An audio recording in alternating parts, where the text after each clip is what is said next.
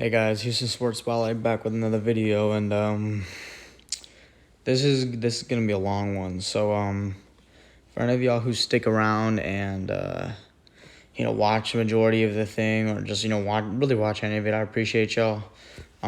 Just real quick, I want to give a huge shout out to my man Cody on Twitter. His @ will be the pinned comment in this video. Huge thank you for helping me write the script to this video. Like I said, it's pretty long, and I'm going into some pretty in-depth detail. So let's get straight into it, guys. We need to address the elephant in the room, and the big issue plaguing this franchise and Cal McNair. It's blunt, it's simple, it's straightforward. There's not another way to put it. He needs to go.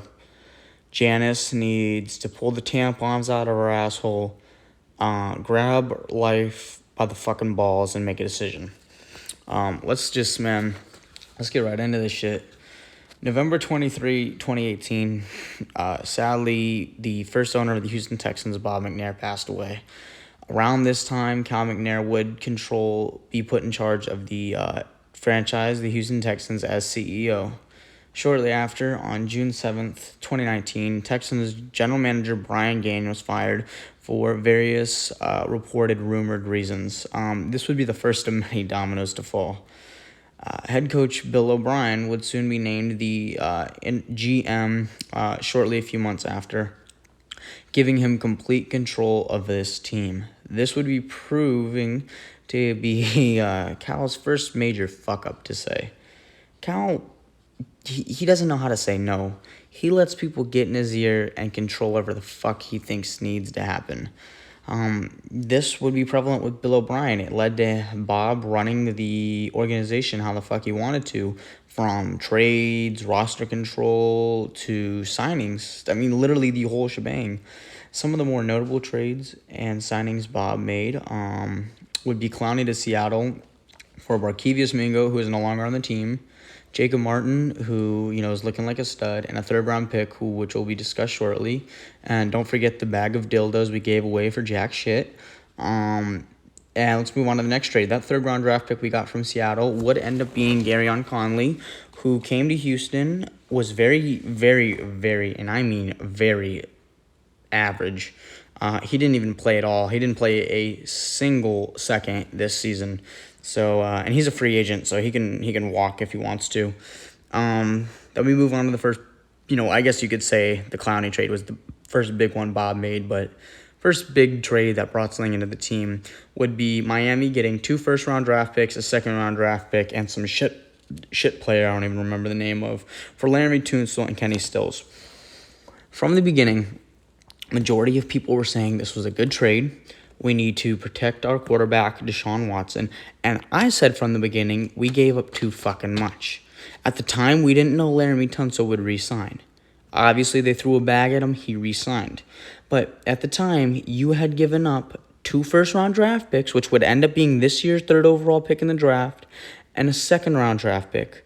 And Kenny Stills, who ended up getting cut midway through the season, for a potential 1-year rental left tackle. For a guy who's really, you're throwing all this out there for who had 1 good season. That's what Bob decided to throw at the Miami Dolphins for Laremy Tunsil.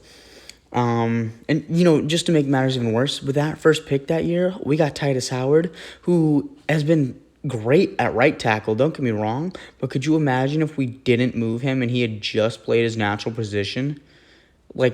Or better yet, we had kept Dwayne Brown, given him the, it's not unreasonable for him to ask, since he was playing fantastic football, for a pay raise. If you had just given him his pay raise, you could have kept your draft pick, and then you could have, your future draft picks, and then you could have used the one you did use for Titus Howard and put him at right tackle you currently have. I mean, there's a variety of things they could have done.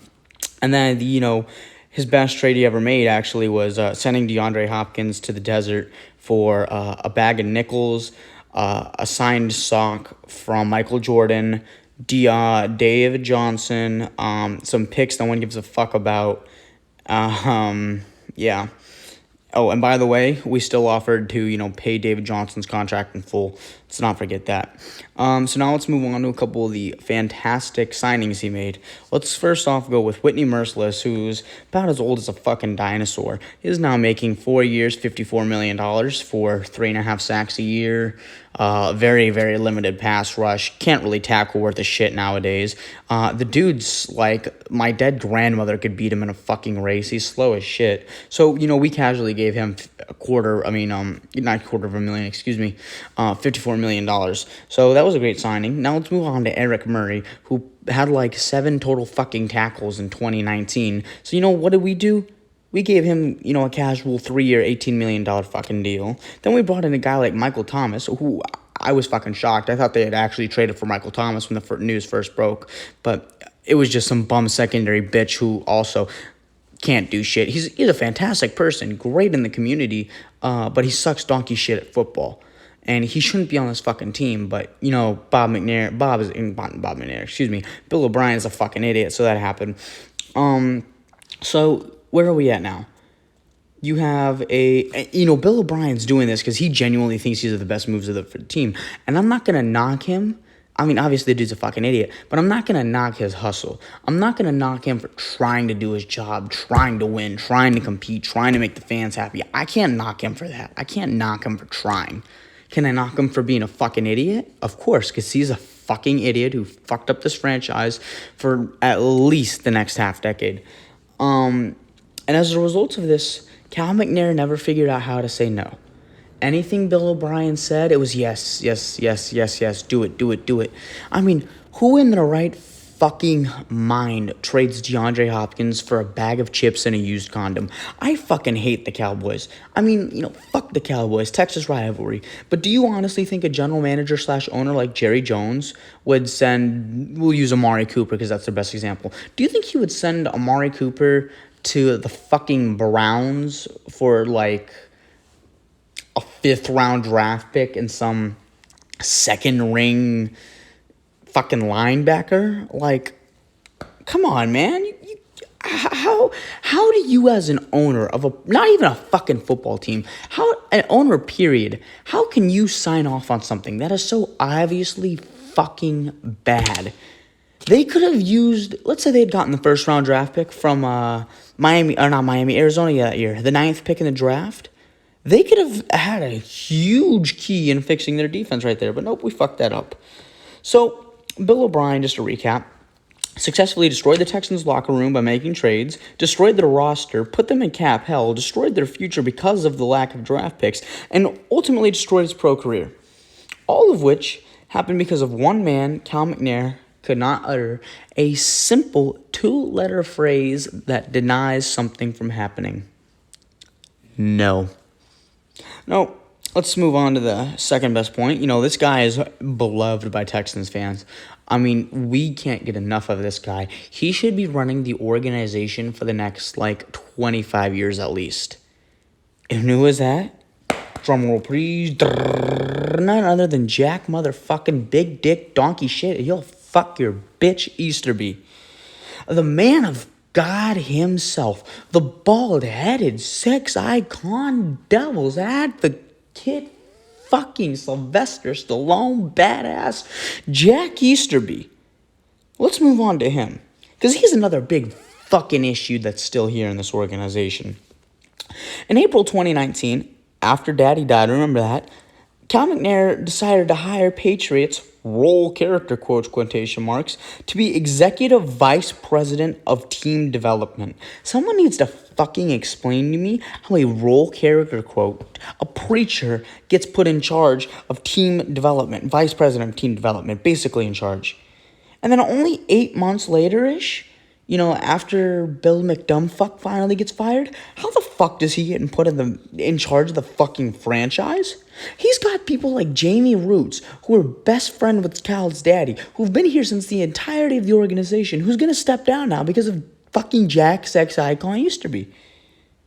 This dude is a fucking cancer that the organization refuses to operate on. Could you imagine, for all my guys out there, could you imagine if you had fucking dick cancer and the doctor goes, you know what? We can give you this miracle injection. That'll make all your fucking issue. You know what? It'll put an extra 2 inches on your fucking dick. You will have a horse cock that can go for hours. Or you can let the cancer spread to your balls and brain and you can fucking die. Who the fuck is gonna turn down the dick growing injection that cures you? Because that's what the Texans fucking did. Think about that.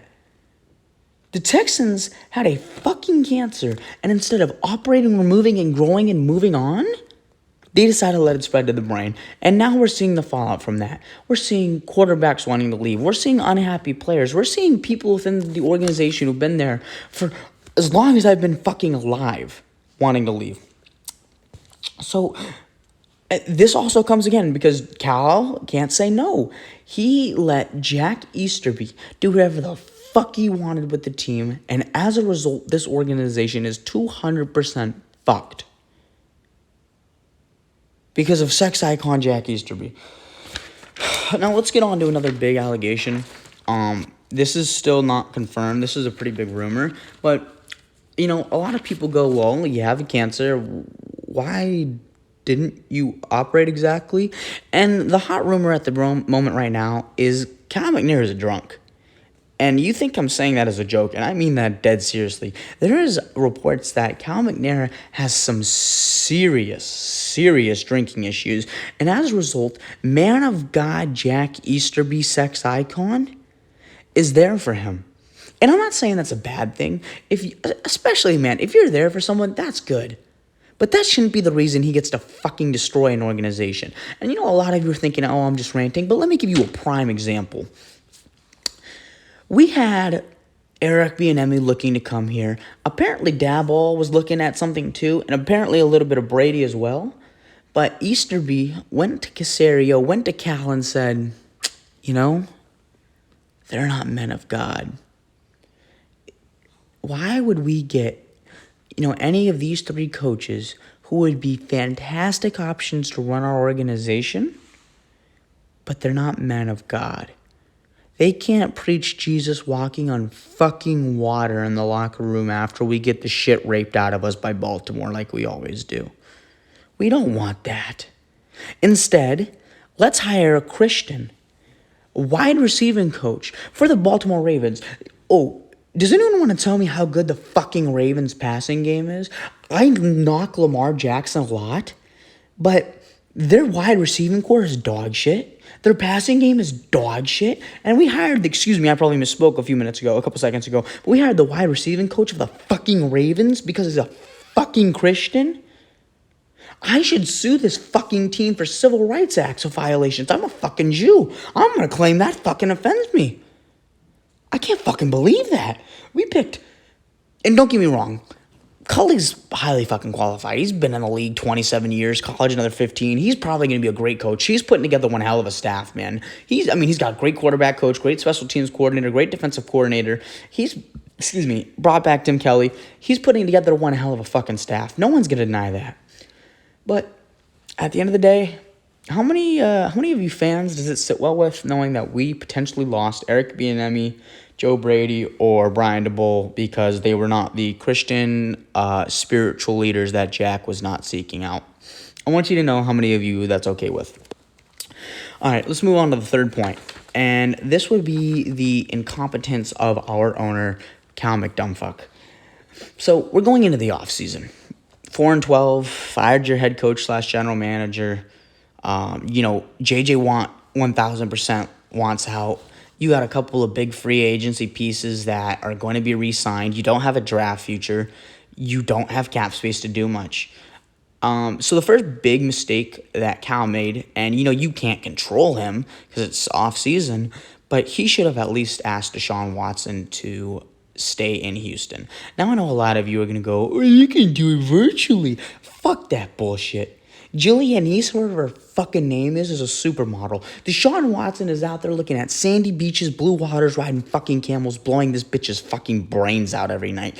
Do you seriously fucking think he is worried about picking up and taking a fucking phone call from a team that just had gotten him killed with 49 sacks and a bunch of quarterback hits while going 4-12 while having a career year? Do you seriously think he gives a flying fuck?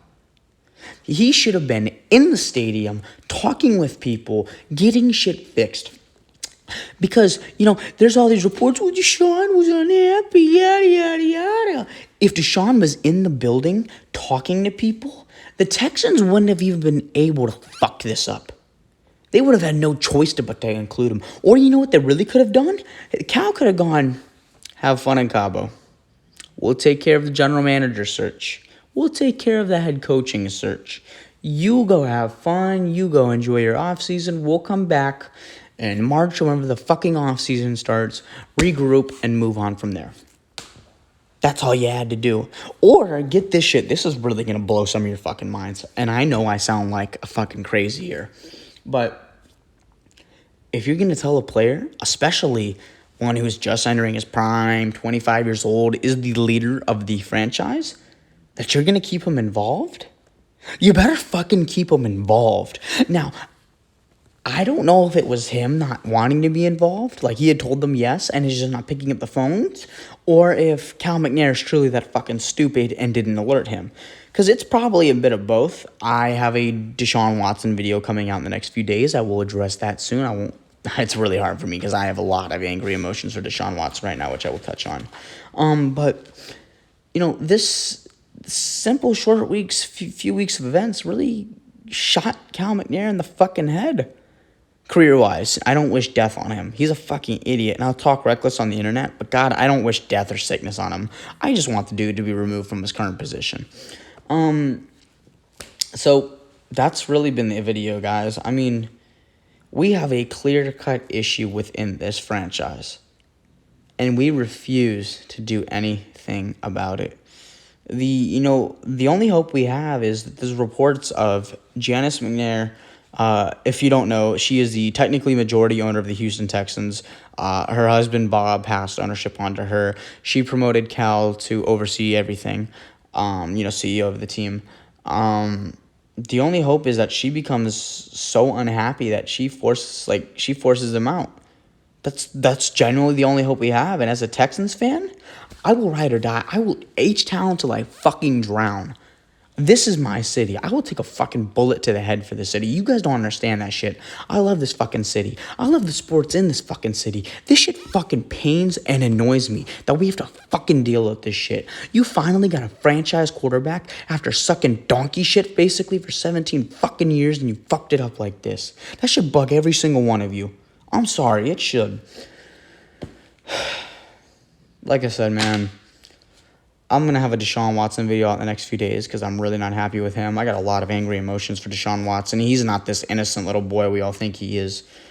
Like I said, Cody, appreciate you, brother. Thank you for helping me write the script, man. Y'all stay safe. Y'all have a blessed night. Peace.